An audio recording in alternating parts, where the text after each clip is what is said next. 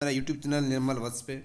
आज हम लोग नीट को ध्यान में रखते हुए जो न्यू एनसीईआरटी पब्लिश किया गया है उसको हम लोग रिव्यू करेंगे। रिव्यू इन द सेंस कि उसको हम लोग रीड करेंगे, थोड़ा सा फास्ट रीड करेंगे ताकि आपका चैप्टर कंप्लीट हो और उसमें वो पॉइंट कवर हो जहाँ से क्वेश्चन लास्ट 21 ईयर में आया हुआ है या फिर आने वाला है। ठीक है, इसको ध्यान में रखते हुए हम पहले से कुछ पॉइंट को हाईलाइट कर रहे हैं और वो हाईलाइट पॉइंट को टच करेंगे और साथ साथ उसको एक्सप्लेन भी करेंगे। आप जानते हैं कि 90 में से 85-86 क्वेश्चन डायरेक्ट एनसीईआरटी के लाइन से आता है, तो आपको 80 प्लस क्वेश्चन अच्छे से करना है।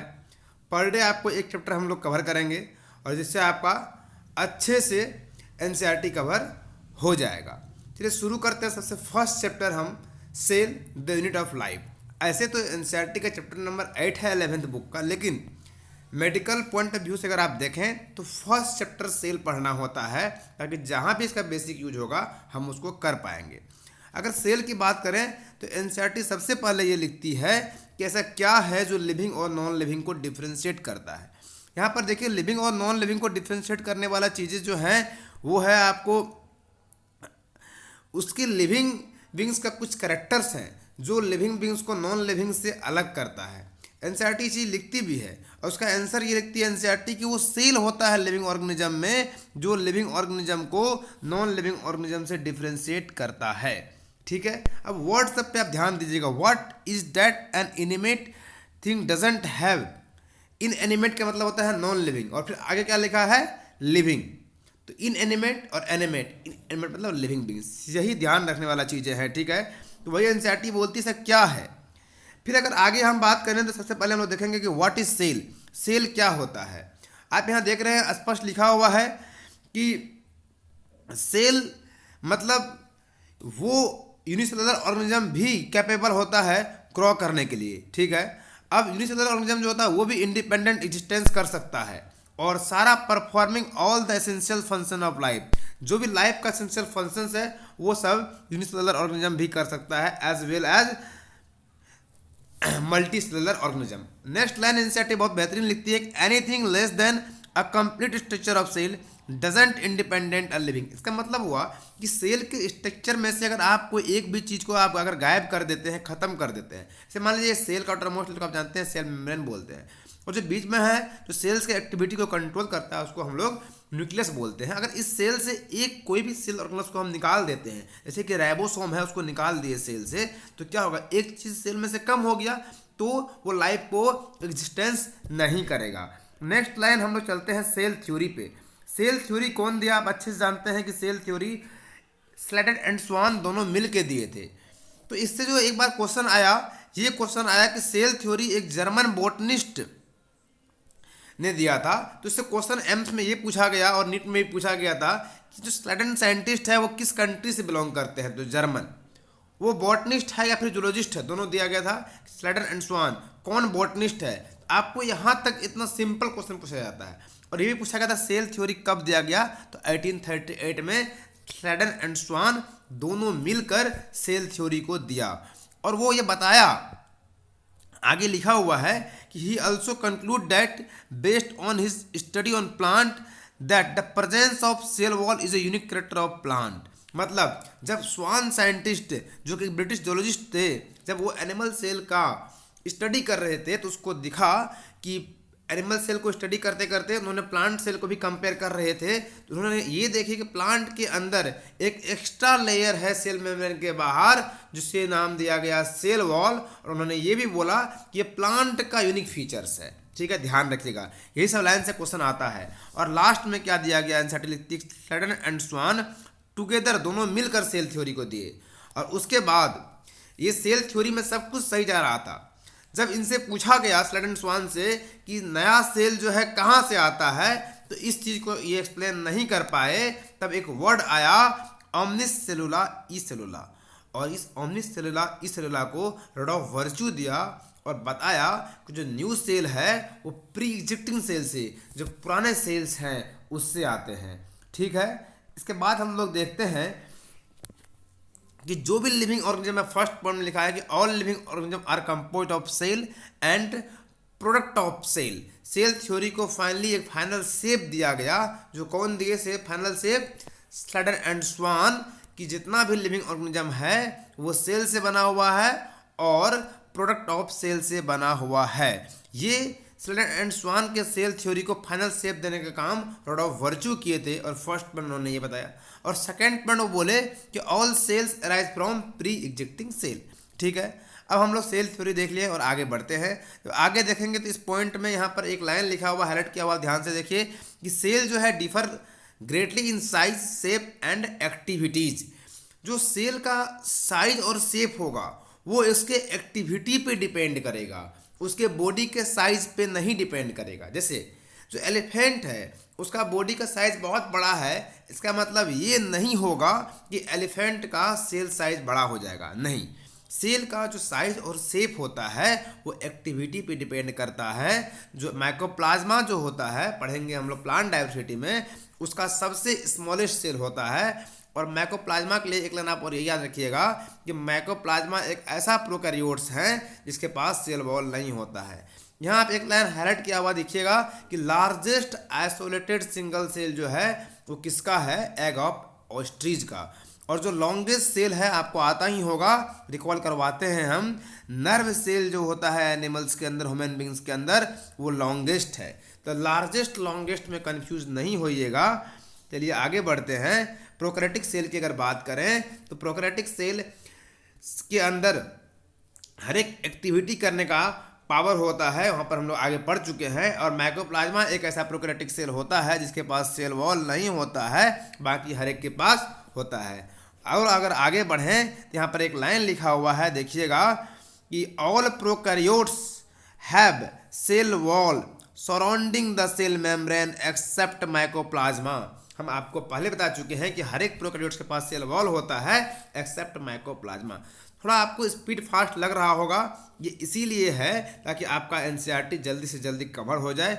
कोई भी एक सिंगल लाइन आपका नहीं छूटेगा, हर एक को हम कवर करेंगे और उसको थोड़ा बहुत एक्सप्लेन भी करेंगे। आगे बढ़ते हैं। अगर बात करें प्रोकैरियोटिक के अंदर, उसके पास there is no well defined nucleus. Nucleus को वेल डिफाइंड मतलब न्यूक्लियस में न्यूक्लियर मेम्ब्रेन नहीं होता है। उसका जो जेनेटिक मटेरियल होता है इज बेसिकली नेकेड। मतलब प्रोकैरियोटिक का जो जेनेटिक मटेरियल है वो नेकेड होता है। इसका मतलब ये हुआ कि वो न्यूक्लियर मेम्ब्रेन से कवर नहीं होता है, इसलिए नेकेड बोले। और स्मॉलर डीएनए होता है, उसको प्लाज्मिक बोलते हैं। मतलब जो प्रोकैरियोट्स होता है उसके पास मेन डीएनए तो होता है जो हमारे पास भी है, उसके अलावा भी एक डीएनए होता है जो उसका एक्स्ट्रा कैरिकुलर एक्टिविटीज को कंट्रोल करता है, उसको हम लोग प्लाज्मिड बोलते हैं। अब प्रोकैरियोट्स के अंदर ये लाइन स्पेशल है कि एक स्पेशल मेम्ब्रेनस स्ट्रक्चर होता है, जिसको हम लोग म्यूजोसोम्स बोलते हैं। ये म्यूजोसोम्स कुछ नहीं है, ये जो सेल मेम्ब्रेन है ना, आप ये देख रहे हैं, इस सेल मेम्ब्रेन का साइटोप्लाज्म में एक्सटेंशन होता है जिसको हम लोग बोलते हैं क्या है, ये म्यूजोसोम्स है। सेल मेम्ब्रेन का साइटोप्लाज्म में एक्सटेंशन ये प्रोकैरियोट्स के अंदर ही होता है। ये एक्सटेंशंस वेसिकल्स के फॉर्म में हो सकता है, टिब्यूल्स के फॉर्म में हो सकता है और लेमिला के फॉर्म में हो सकता है। ये एनसीईआरटी में लिखा हुआ है और इससे क्वेश्चन आया है कि म्यूजोसोम्स क्या होता है और ये किस किस फॉर्म में मिल सकते हैं, तो ध्यान रखिएगा। चलिए आगे बढ़ते हैं। एक लाइन यहाँ पर हाईलाइट किया हुआ है कि बैक्टीरिया का सेल मोटाइल भी होता है as well as non motile भी होता है। अगर मोटाइल होगा तो उसके सेल वॉल में सीलिया होगा, फ्लैजिला होगा, जो सीलिया फ्लैजिला मूवमेंट के लिए रिस्पॉन्सिबल होगा। ठीक है, अब आगे बढ़ते हैं। एक पॉइंट लिखा हुआ है राइबोसोम को अगर डिस्कस करें तो राइबोसोम जो होता है वो अलग अलग होता है। प्रोकैरियोट्स के अंदर राइबोसोम 70S होता है, वहीं पर जाकर यूकैरियोट्स के अंदर राइबोसोम 80S होता है। अगर 70S की बात करें तो यहाँ पर कंफ्यूज मत होइएगा कि 70S का 2 यूनिट होता है, एक बड़ा सा यूनिट होता है जिसे हम लोग बोलते हैं 50, और एक छोटा सा यूनिट भी होता है राइबोसोम का, वो होता है 30S। मतलब बायोलॉजी में 50 + 30 कितना हो गया, 70। मतलब एक बड़ा यूनिट है 50 का है, एक छोटा यूनिट कितना का है, ये 50 का अगर यूनिट है तो नीचे वाला कितना का हो जाएगा, 30 का हो जाएगा। ठीक है, राइबोसोम का काम क्या होता है आप अच्छे से जानते हैं। Ribosome are site of protein synthesis. ठीक है, आगे क्या लिया हुआ है, एक पॉलीराइबोसोम होता है या फिर पॉलीसोम होता है, जहाँ से क्वेश्चन जेनेटिक्स में भी आया हुआ है और सेल बायो में भी आया हुआ है। मतलब एक सिंगल एमआरएनए में जब बहुत सारा राइबोसोम अटैच हो जाता है उसे हम लोग पोलिसोम बोलते हैं। मतलब एक सिंगल mRNA है और उस mRNA के अंदर, ये सिंगल mRNA है, जब बहुत सारा राइबोसोम इसमें अटैच हो गया, अब इसे हम लोग पोलिसोम या पोलीराइबोसोम बोलते हैं। यहाँ तक समझ में आ गया आपको। अब यहाँ पर एक लाइन लिखा हुआ है कि जो इंक्लूजन बॉडीज, ये ध्यान रखिएगा कि जो इंक्लूजन बॉडीज होता है वो साइटोप्लाज्म में फ्रीली मूव करता है, ठीक है, वो उसका स्टोर्ड फूड होता है। एग्जाम्पल है phosphate granules, cyanophycin granules and glycogen granules. यहाँ से क्वेश्चन आता है, तो इस चीज़ को ध्यान रखिएगा। प्रोकैरियोट को ख़त्म करने के बाद हम लोग चलते हैं यूकैरियोट में। तो यूकैरियोट सेल का खासियत होता है कि इसमें वेल डिफाइंड न्यूक्लियस होती है, मतलब न्यूक्लियस हैव न्यूक्लियर मेम्ब्रेन, ठीक है। यहाँ तक बात अगर हम आगे और देखें तो ये डायग्राम है, आप इसको ध्यान से पढ़ लीजिएगा घर पे एक बार। अब चलिए हम लोग मेन फीचर शुरू करते हैं, सेल मेम्ब्रेन की बात करते हैं। जो सेल मेम्ब्रेन है उसको सबसे पहले कौन दिया था? अब ये सेल मेम्ब्रेन की अगर बात करें तो सेल मेम्ब्रेन में बहुत सारा थ्योरी आया और उस सेल मेम्ब्रेन को एक्सप्लेन करके चला गया। कोई जब नहीं समझा पाया तब जाके सिंगर एंड नाइकोलसन साहब जो है वो सेल मेम्ब्रेन के थ्योरी को समझाए थे। सबसे पहले ये देखें कि सेल मेम्ब्रेन बना होता है लिपिड्स और प्रोटीन का, ठीक है। और जो मेजर लिपिड है, लिपिड में सबसे ज़्यादा जो लिपिड है वो लिपिड है फॉस्फोलिपिड, और ये इस तरह से अरेंज हो। और लिपिड में आप जानते हैं कि पोलर हेड होते हैं, मतलब हेड जो है वो वाटर लविंग है, पोलर है, तो वो आउटसाइड रहेंगे। और जो हाइड्रोफोबिक टेल, फोबिक मतलब डर होता है, जो हाइड्रोफोबिक टेल्स हैं वो इनर साइड में रहते हैं, ठीक है। इससे क्या होता है कि जो ये लाइन एनसीईआरटी मस्ट लिखा हुआ है यहाँ पर, this ensure that non polar tail of saturated hydrocarbon is protect from aqueous environment. जो वाटर है उससे प्रोटेक्ट रहता है कौन? Non polar tail. टेल को पानी से डर लगता है, किसका? लिपिड के टेल को। तो टेल अंदर है इस मेम्ब्रेन का, तो पानी से क्या होगा? वो बचा हुआ रहेगा और कुछ नहीं है। यहाँ पे एक लाइन यहाँ पर लिखा हुआ, हाईलाइट किया हुआ है कि ह्यूमन बींग्स के अंदर जो एरिथ्रोसाइट सेल है आरबीसी का, उसमें 52% प्रोटीन होता है और 40% क्या होता है? लिपिड। इस चीज़ को आप ध्यान रखिएगा, ठीक है। अब आगे अगर बढ़ें तो ये डायग्राम दे रखा है, आप इसे ध्यान से देख लीजिएगा, ठीक है। कभी कभी डायग्राम भी पूछ देता है। तो सेल मेम्ब्रेन पे जो क्वेश्चन आता है वो आता है फ्लूइड मॉजिक मॉडल से, जिसे सिंगर एंड नाइकोलसन ने 1972 ईस्वी में समझाया। और सबसे widely accepted theory cell membrane के लिए यही है। One of the most important function of plasma membrane is what? Transport of molecules. सबसे आउटरमोस्ट लेयर है तो मोलिक्यूल्स को ट्रांसपोर्ट करेगा, और ये सेलेक्टिवली परमेबल है, ध्यान रखिएगा। इसमें जो होता है ट्रांसपोर्ट सेल मेम्ब्रेन में, वो पैसिव ट्रांसपोर्ट होता है, मतलब एनर्जी का कोई नीड नहीं है। विदाउट एनी एनर्जी ये मॉलिक्यूल्स को ट्रांसपोर्ट करते रहता है, ठीक है। और जो मूवमेंट होता है वाटर का, वो होता है बाय डिफ्यूजन। जब वाटर का मूवमेंट बाय डिफ्यूजन होता है तो उसको बोलते हैं ओस्मोसिस। ध्यान रखिएगा, डिफ्यूजन एयर के लिए यूज किया जाता है और ओस्मोसिस किसके लिए यूज किया जाता है? वाटर के लिए। दोनों हायर से लोअर कंसंट्रेशन की ओर ही जाते हैं। और एक अगर ह्यूज डिफरेंस होता है डिफ्यूजन और ओस्मोसिस में, तो ये होता है कि osmosis is always along a membrane. मतलब सेल मेम्ब्रेन में क्या होता है? ओस्मोसिस। तो सेल मेम्ब्रेन कैसा मेम्ब्रेन है? सिलेक्टिवली परमेबल मेम्ब्रेन, तो उसके अगेंस्ट। लेकिन डिफ्यूजन को होने के लिए कोई मेम्ब्रेन का जरूरत नहीं होता है। 2 पॉइंट ध्यान रखिएगा। और अगर आगे देखें हम लोग इसी में, ओस्मोसिस से होता है, ये हम लोग देख लिए। और नेक्स्ट लाइन है कि यहाँ पर एक्टिव ट्रांसपोर्ट भी होते हैं, कुछ चीज़ें का एक्टिव ट्रांसपोर्ट होता है, और जहाँ एक्टिव ट्रांसपोर्ट होगा वहाँ एटीपी क्या होगा? यूज होगा। नेक्स्ट अगर बात करें तो अपने पास क्या है? सेल वॉल है। आप जानते हैं कि सेल वॉल एक नॉन लिविंग रिजिड स्ट्रक्चर होता है। नॉन लिविंग है, इसीलिए प्लांट्स को मैकेनिकल डैमेज से ये बचाता है, ठीक है। क्या करता है? मैकेनिकल डैमेज, कोई दिक्कत ना आ जाए सेल वॉल में, प्लांट में, उससे ये प्रोटेक्ट करता है, ठीक है। तो आप ये ध्यान रखिएगा। और सेल टू सेल इंटरेक्शंस में भी ये हेल्प करता है, दो नाइबरिंग सेल्स को एक दूसरे से कनेक्ट करने में भी ये काम आता है। और कोई अनडिजायरेबल मैक्रोमोलिक्यूल्स सेल के अंदर ना एंटर कर जाए, इस चीज़ को भी ध्यान रखता है कौन? Cell wall. सेल वॉल 2 तरह का होता है, प्राइमरी सेल वॉल और सेकेंडरी सेल वॉल। जो प्राइमरी सेल वॉल होता है वो ग्रोथ के लिए कैपेबल होता है, सेकेंडरी सेल वॉल ग्रोथ नहीं कर पाता है। आगे अगर हम लोग बात करें तो Indo membrane system. Indo membrane system का मतलब है, इसमें वो सिस्टम को हम डिस्कस करेंगे जो आपस में कनेक्ट है। मतलब मिल के काम करते हैं। लिखा हुआ है यहाँ देखिए, endomembrane system because of their function are coordinate. Endomembrane system में वो आएगा जिसका फंक्शन कोऑर्डिनेट है। इंडोमेम्ब्रेन सिस्टम के अंदर इंडोप्लाज्मिक रेटिकुलम आते हैं, Golgi complex, lysosome and vacuoles आते हैं। इसका मतलब कि ये सब का जो endoplasmic reticulum, Golgi complex, lysosome और वैक्यूल्स है, इसका आपस में काम लिंक्ड है। ठीक है, इसका फंक्शन आपस में लिंक है, एक दूसरे पे फंक्शन डिपेंड करता है। और वहीं पर जो माइटोकॉन्ड्रिया है, क्लोरोप्लास्ट है, पर ऑक्सीसोम है, ये तीनों का काम आपस में लिंक नहीं होता है, इसीलिए ये इंडोमेम्ब्रेन सिस्टम में नहीं आते हैं। यहाँ पर एक हम ट्रिक यूज करते हैं, girl do not have PCM, GERL girl, यहाँ पर ये रखिएगा आप याद, डू नॉट हैव पीसीएम मतलब गर्ल के पास प्रेजेंस ऑफ माइंड नहीं होता। इसका मतलब ये एक ट्रिक है याद करने का। ठीक है, पीसीएम मतलब पर ऑक्सीसोम, पी से सी से क्या क्लोरोप्लास्ट और एम से आपको ये माइटोकॉन्ड्रिया, ये तीनों डू नॉट मतलब ये तीनों के पास कोई फंक्शन कोऑर्डिनेट नहीं है, और गर्ल का फंक्शन आपस में क्या है, कोऑर्डिनेट है। गर्ल में जी क्या होता है, Golgi complex, E endoplasmic reticulum, vacuoles and lysosome, ये तीनों। ठीक है, तो इंडोमेम्ब्रेन सिस्टम समझ लिए। अब है endoplasmic reticulum. Endoplasmic reticulum cytoplasm को दो पार्ट में डिवाइड करता है। ठीक है, एक एक्स्ट्रा ल्यूमिनल और एक ल्यूमिनल।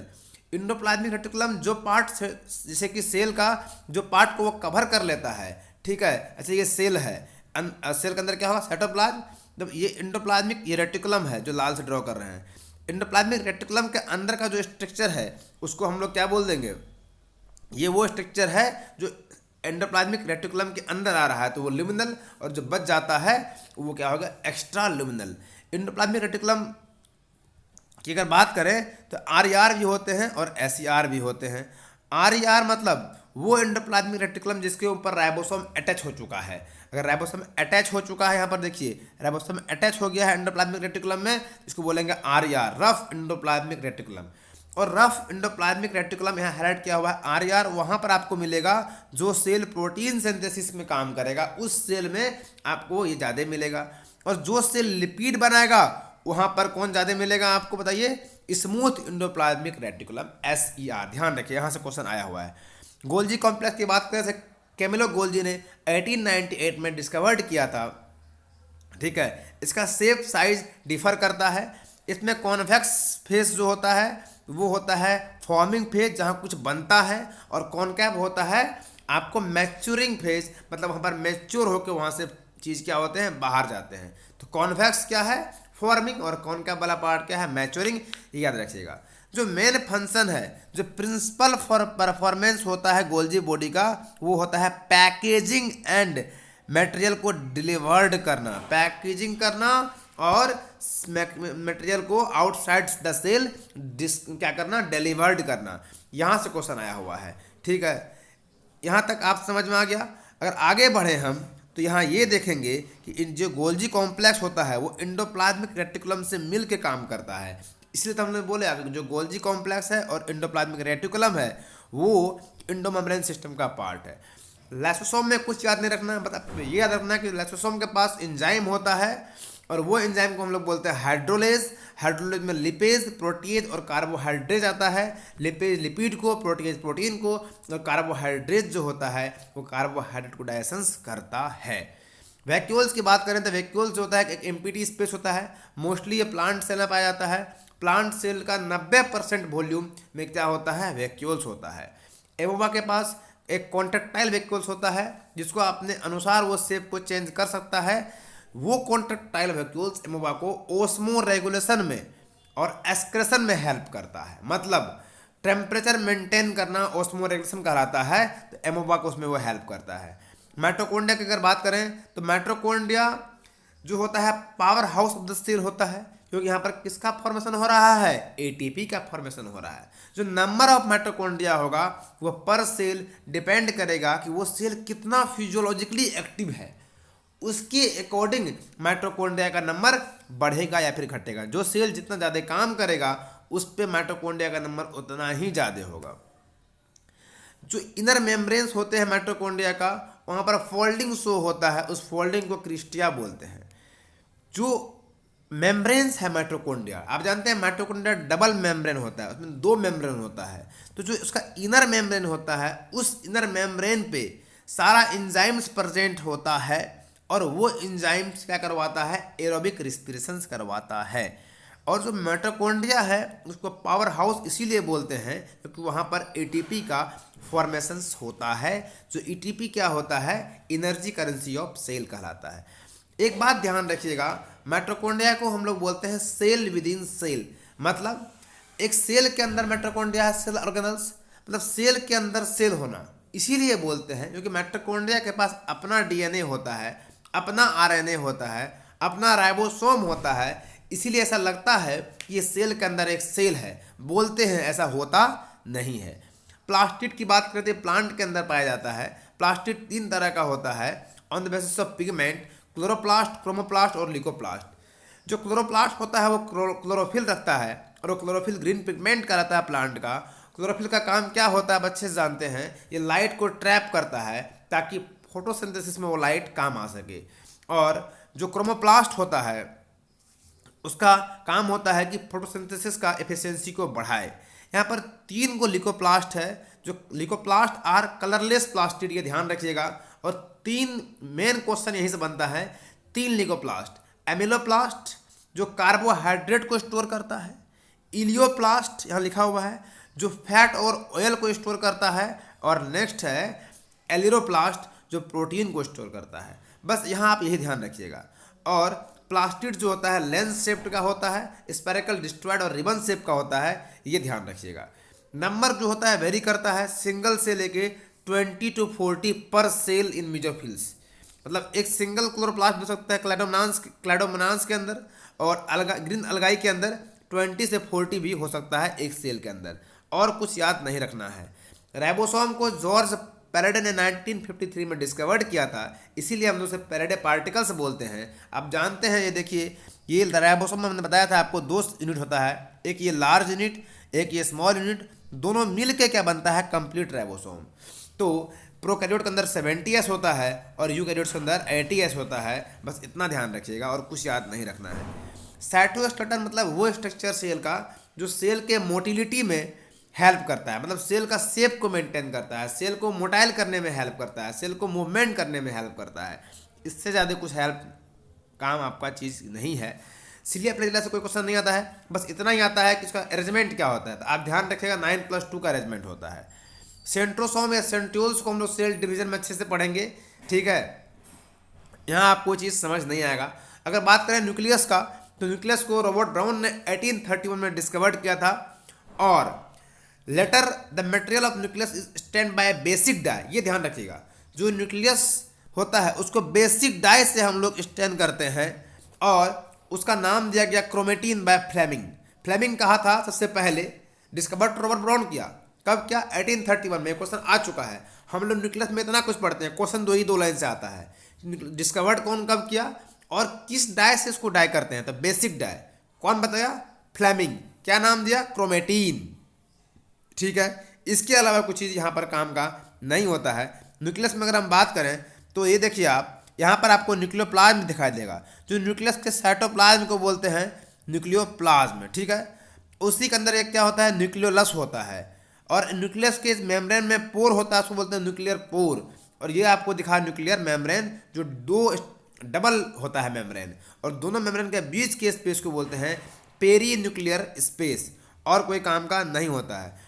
न्यूक्लियर पोर इसीलिए होता है ताकि न्यूक्लियस के अंदर से आरएनए बाहर आ सके, डीएनए बाहर आ सके, और उसके अंदर भी आरएनए का, प्रोटीन का मूवमेंट हो सके। तो न्यूक्लियर पोर वो स्पेस है जहाँ से आरएनए प्रोटीन अंदर भी जाता है और साइटोप्लाज्म में बाहर भी आता है। बस ये ध्यान रखिएगा, ठीक है। और कुछ काम की बात यहाँ पर नहीं है, ठीक है।